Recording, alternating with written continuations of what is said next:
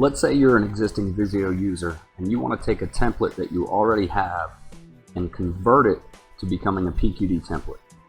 So what we have here is a template from another team or another playbook that I have, and we want to change this over and make it a custom PQD template.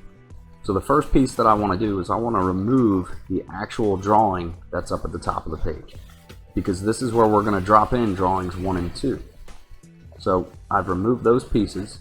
I go right into our template editor function and I'm going to go to add box. When I go to add box, it drops it right there in the center, so scroll down and pick it up.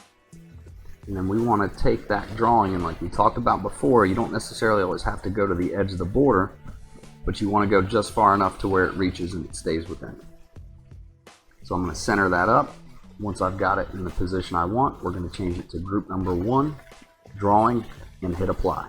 From here, we need to remove the double border, so I'm going to choose the line tool, go no line, and then duplicate that, and we're going to drop it into our right box. Now, the problem with taking a template from another team's drawing or another team's playbook that you previously had is that it may not be drawn correctly and it may not always fit. So from time to time you'll have to make adjustments, but if you want it to be exactly right, I suggest you rebuild it on your own. But if you're looking to do this quickly, we've got our drawing 1 area. We're going to change this to PQD, drop it as number 2, and hit apply. Well, up at the top, you can change this text box to be your defensive call, your offensive call, whatever you want. But that would be an editable box that we could then change at the top of the screen every time we use this template. Down here at the bottom, you may just put in the word text, so that way you can always make sure that you filled out the correct information.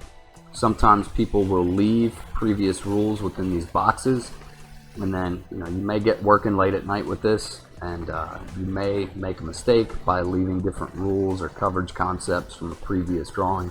You just always want to make sure that you have some sort of parameter in there that you can always use and verify that you've changed it. So here's our drawing 1, drawing 2.